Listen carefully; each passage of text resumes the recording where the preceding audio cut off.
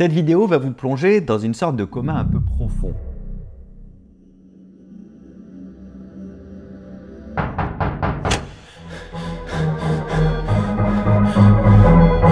Réveille-toi. Ouvre les yeux. Pas vraiment, mais j'ai envie de vous faire vivre l'expérience d'un coma parce qu'il y a un truc qui me fascine depuis des années.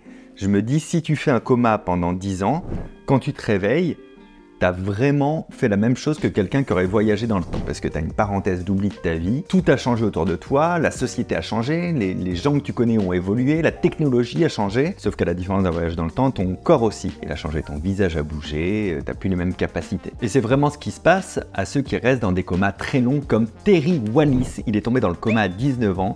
Il s'est réveillé à 42 ans. Pour moi, c'est littéralement comme s'il avait fait un bond dans le temps de 20 ans. C'est fou, parce que tu tombes dans le coma, je sais pas, moi, ta petite sœur, elle a 8 ans, tu te réveilles, elle a 30 ans. C'est trop bizarre. Et la première chose qu'il a demandé, c'est un Pepsi. C'est tout, faites ce que vous voulez de cette information. Ma question, c'est qu'est-ce qu'il se passerait si on tombait dans le coma maintenant, en 2024, et qu'on se réveillait dans 20 ans, ou mettons en 2050 pour faire plus simple. Alors il y a plusieurs profondeurs de coma qui se calculent d'après l'échelle de Glasgow. Plus le coma est profond, moins on a de chances de se réveiller, ou du moins on a de chances de se réveiller avec toutes ses facultés motrices et ou mentales. C'est pour cette raison qu'il n'y a pas vraiment de témoignage de patients qui auraient fait un coma de 20 ans par exemple et qui se réveillent avec toutes ses facultés. L'exemple que je vous ai donné avec Terry Wallis, c'est exceptionnel. Donc quand j'ai voulu traiter de ce sujet en vidéo, je me suis aperçu qu'en fait, oui en théorie et non en pratique. En revanche, en creusant le sujet, on s'est aperçu qu'il y avait quand même des voyages dans le temps qu'on peut faire après un coma, non pas à cause de la durée du coma, mais à cause d'une partie de la mémoire qui s'efface. C'est comme un voyage dans le temps à l'envers, c'est-à-dire que si tu te réveilles et que tu as 10 ans de souvenirs qui se sont effacés, toi mentalement, tu étais redevenu le toi d'il y a 10 ans. J'espère que je suis clair dans cette vidéo. J'ai un exemple, une femme qui s'appelle Sarah Thompson qui a perdu 14 ans de sa mémoire. Elle est tombée dans le coma à 32 ans et elle s'est réveillée avec le souvenir de ses 19 ans. Mentalement, dans ses activités quotidiennes, dans ses souvenirs, dans ce qu'elle savait faire, elle avait 19 ans. Elle avait oublié, ou du moins elle avait effacé de sa mémoire, qu'elle était mariée, qu'elle était mère de 3 enfants. Donc t'imagines, tu te réveilles, toi tu crois que tu as 19 ans, on te dit ben non mais ça c'est ton époux et ça c'est tes 3 enfants. Et tu n'as aucune trace de tout ça. Pour elle, elle sortait juste du lycée et elle avait 19 ans. Elle n'avait aucun souvenir de faits très marquants pour l'humanité comme le 11 septembre. Elle a été choquée d'ailleurs d'apprendre la mort de Michael Jackson. C'est fou. Et surtout elle se sentait et elle se comportait comme une adolescente. Moi je connais des gens de 32 ans qui se comportent comme des ados, mais c'est un autre souci. Elle, c'était pas volontaire. Oh, je dénonce. Je dénonce, hein. Certaines personnes se sont réveillées avec des compétences assez inattendues. Par exemple, un joueur de foot qui s'est mis à parler couramment français et qui pensait être Matthew McConaughey. Je déconne pas, il pensait vraiment être une star de cinéma. Il voulait se dépêcher de retourner en plateau pour tourner des films. C'est tout, j'ai rien à dire de plus sur le sujet. Alors avant de parler de qu'est-ce qui se passerait si on se réveillait aujourd'hui en 2050, parlons des quelques conséquences réelles d'un coma. La liste n'est pas exhaustive évidemment. Déjà, on peut parler une langue étrangère. Donc dans le cas du joueur de foot, il avait une nounou qui lui parlait beaucoup français quand il était petit. Et c'est comme si son cerveau avait, malgré lui, d'ailleurs c'est ce que fait le cerveau, enregistré cette langue au point de la parler couramment. Autrement dit, il y a quelque part dans son cerveau une population de neurones avec tous les mots de français qu'il a entendus. Vous avez ça avec tous les mots anglais. C'est-à-dire qu'en théorie, vous parlez parfaitement anglais. Be you. Be proud of you because you can be do. En théorie. On a également constaté des changements de personnalité comme avec le joueur de foot. Par exemple, il parlait avec un langage assez pointu, une petite forme d'arrogance, hein, le menton relevé, alors qu'il n'était pas du tout comme ça avant de tomber dans le coma. Il y a d'autres personnes qui vont complètement détester des choses qu'ils adoraient avant, donc des changements nouveaux. Il y a une femme qui a témoigné qu'elle avait détesté sa garde-robe et la décoration de sa maison après son réveil. Elle ne croyait pas son mari quand il disait que c'était elle qui avait tout choisi. Elle trouvait ça dégueulasse. Pour d'autres, c'est la vision de ce qu'ils ont vécu pendant leur coma qui les bouleverse. Il y en a qui ont parlé qu'ils avaient vécu un état de rêve un peu permanent et ils étaient un peu fatigués de la vie, comme s'ils avaient vécu une vie entière à l'intérieur de leur coma. Ça y est, ça dans certains films où tu as une personne qui, dans une sorte de rêve ou de réalité parallèle, a vécu tout un truc. Dans Docteur Who, il y a beaucoup de passages comme ça. Who, je suis le docteur. Docteur Who. Donc généralement, on se souvient vaguement de nos rêves et eux, ils parlent de tout ce qu'ils ont vécu avec beaucoup de détails. Et le plus fascinant, c'est à quel point la réalité intervient dans ces rêves et qui prouve que le cerveau, même dans le coma, capte quand même son environnement, une conversation, un bruit. Par exemple, il y a une patiente qu'on avait dû mettre dans le froid en la recouvrant de glaçons pour faire retomber sa température pendant son coma. Et elle se souvient d'avoir rêvé qu'elle se trouvait en Antarctique et elle partait pour explorer les fjords.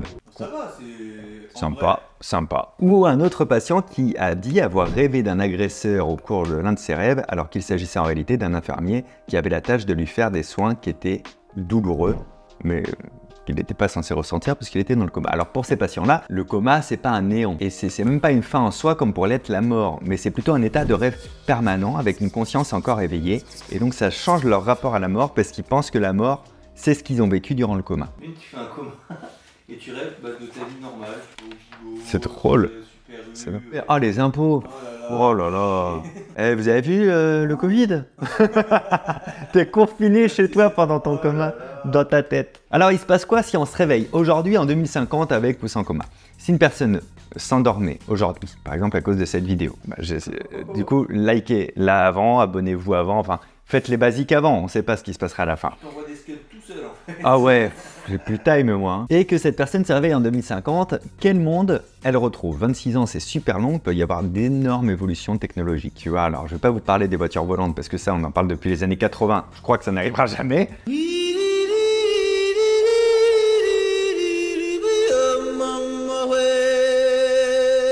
Ni qu'on puisse faire de la télépathie avec une puce implantée dans le cerveau.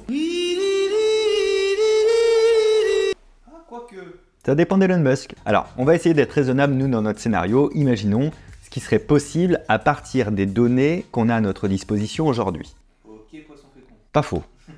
À l'hôpital, d'après toi, c'est quoi les évolutions? Loïc, tu te réveilles à l'hôpital. Ah, je me réveille à l'hôpital. Ouais. Je suis dans un lit, je pense. Ouais. Ouais. Tu ouvres les yeux, c'est qui vois-tu? Un androïde qui fait office d'assistant médical. Ouais, une sorte de robot humain, un peu comme Ameca, le robot humanoïde le plus avancé au monde. Là, Loïc est en train de vous me faire voir au montage.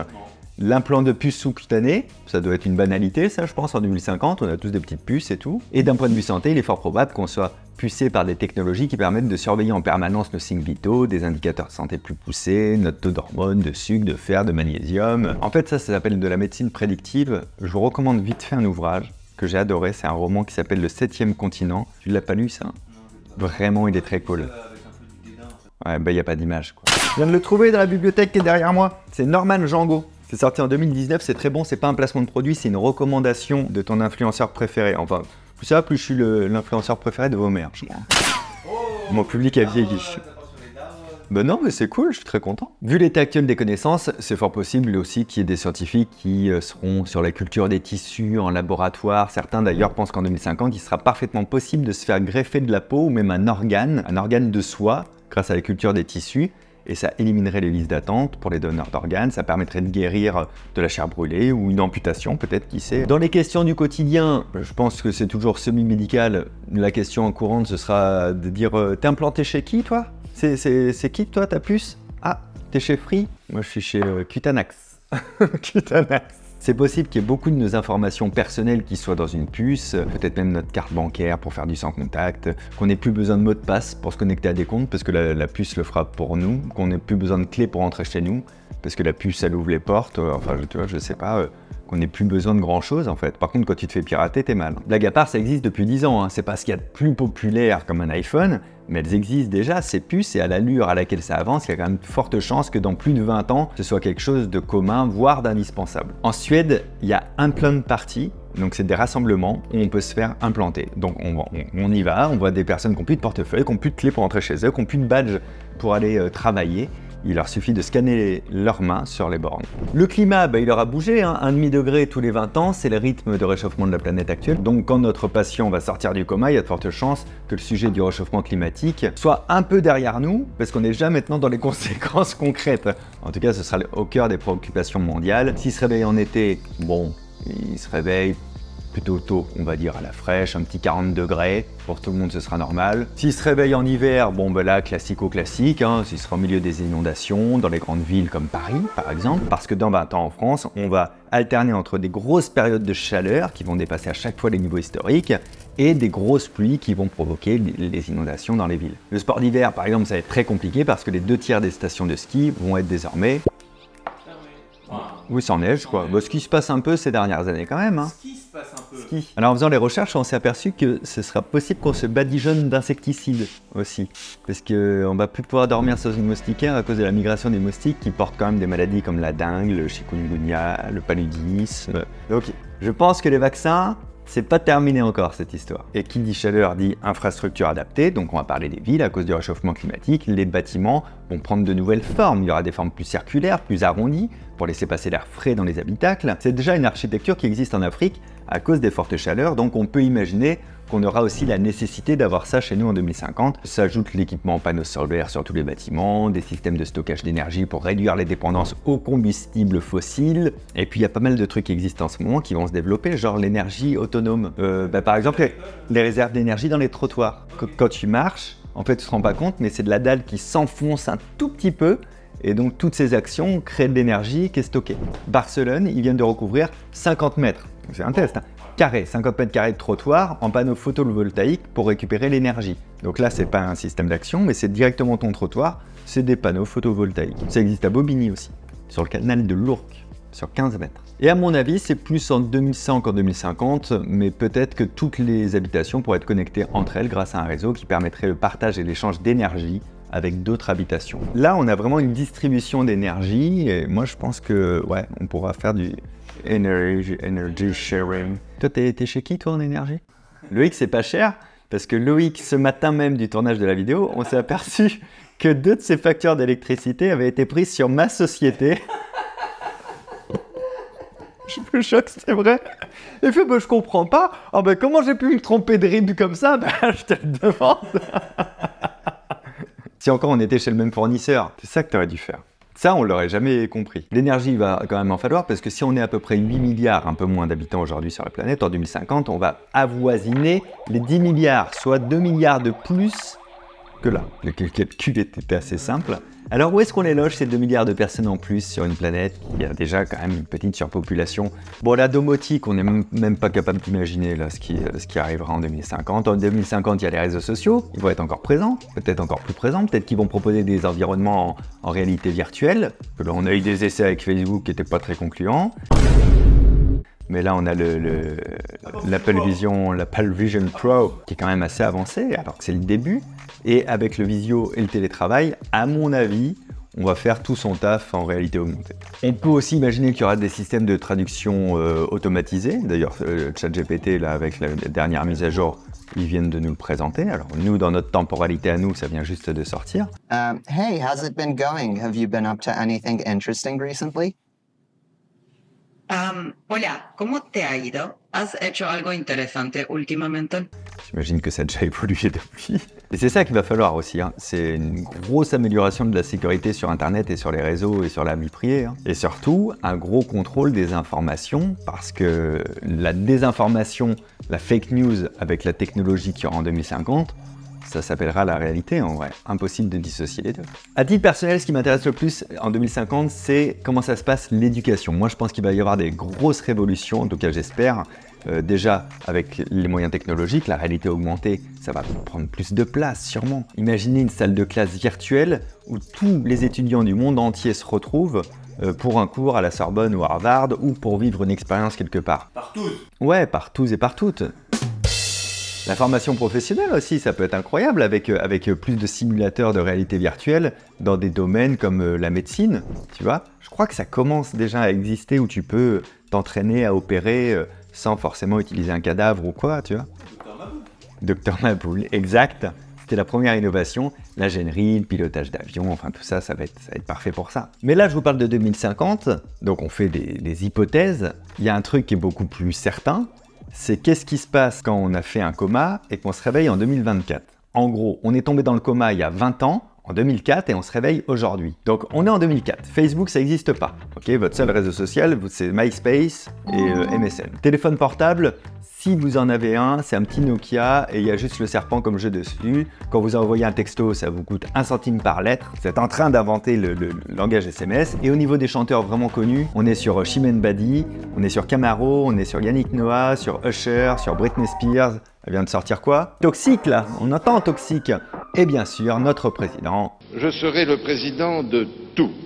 les Français. Et là, paf, vous fermez les yeux, vous réveillez, on est en 2024. Si vous avez mis 5 € dans le Bitcoin juste avant de vous endormir, vous apprenez que Jacques Chirac est mort, Michael Jackson aussi, Steve Jobs, David Bowie et même Johnny Hallyday. C'est-à-dire que toutes les icônes, pas forcément fans, mais des points fixes comme ça de notoriété, ces personnes-là n'existent plus. On vous parle de Taylor Swift, vous savez pas qui c'est, Beyoncé, vous savez pas trop non plus, Lady Gaga, inconnue au bataillon, et Aya Nakamura, vous ne savez pas qui c'est. Vous découvrez Facebook, mais à peine vous le découvrez qu'on vous dit que en fait c'est has-been, qu'il faut plus s'en servir, que vous êtes vieux. Donc vous êtes propulsé sur Insta, sur TikTok, sur Snap, et vous découvrez les filtres.